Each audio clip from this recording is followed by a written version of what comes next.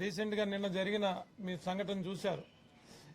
Excise చట్టాలను ఉల్లంఘించి, విద్యా చట్టాలను ఉల్లంఘించి నిన్న ఒక చీప్ లిక్కర్, దాన్ని సుమారుగా చాలా తక్కువ ఖరీదు అది. అలాంటి చీప్ లిక్కర్, అసలే ఈ లిక్కర్ మీద చాలా అభియోగాలు ఉన్నాయి.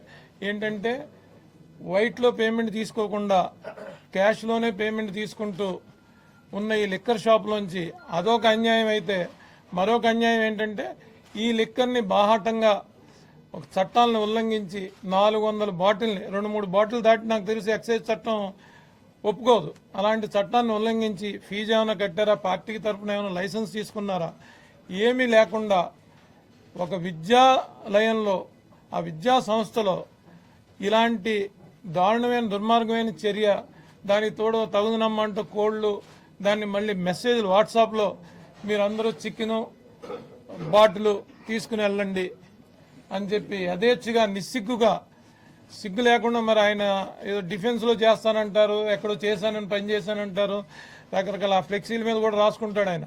నేను పలానా చదువు చదివాను, పలానా ఉద్యోగం చేశానని. ఈ చదువు నీకు నేర్పింది ఇదేనా అని మీ మీడియా ముఖంగా తెలియజేస్తున్నాను. నీకు ఈ ఉద్యోగం నేర్పిన డిఫెన్స్ అంటే త్రివిధ దళాల్లో మనకి ఎంత డిసిప్లిన్ నేర్పుతుంటే, నా కొడుకులు కూడా డిఫెన్స్ స్కూల్లోనే చదువుకున్నారు. ఎందుకంటే ఒక డిసిప్లిన్ ఉంటుందని నేను డిఫెన్స్ స్కూల్లో చదివించా. సో ఇలాంటి ఇలాంటి ఉద్యోగ సంస్థ నుంచి వచ్చి సివిలియన్స్కి నువ్వు ఇదేనా నేర్పేది, వాటర్స్కి ఇదేనా నేర్పేది నువ్వు అని మీ ముఖంగా, పత్రికా ముఖంగా నేను ప్రశ్నిస్తున్నాను. ఇలాంటి చర్యలు ప్రోత్సహిస్తున్న ఈ ప్రభుత్వాన్ని మీరు ఏమనాలనేది మీ మీడియా ముఖంగా ఈ ప్రభుత్వాన్ని ప్రశ్నిస్తున్నా. ఇలాంటి చర్యలు మీరు ఇప్పుడు దాకా ఏమైనా దీని మీద చర్యలు ఉపక్రమించారా?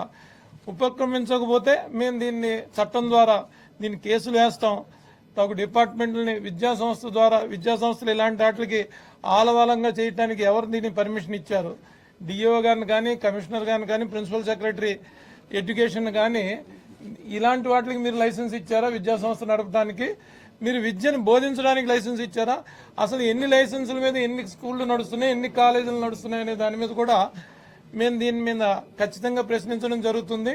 దానికి తగు సమాధానం రాబట్టేదాకా మేము దీని మీద అవిశ్రాంతంగా పోరాటం చేస్తాం.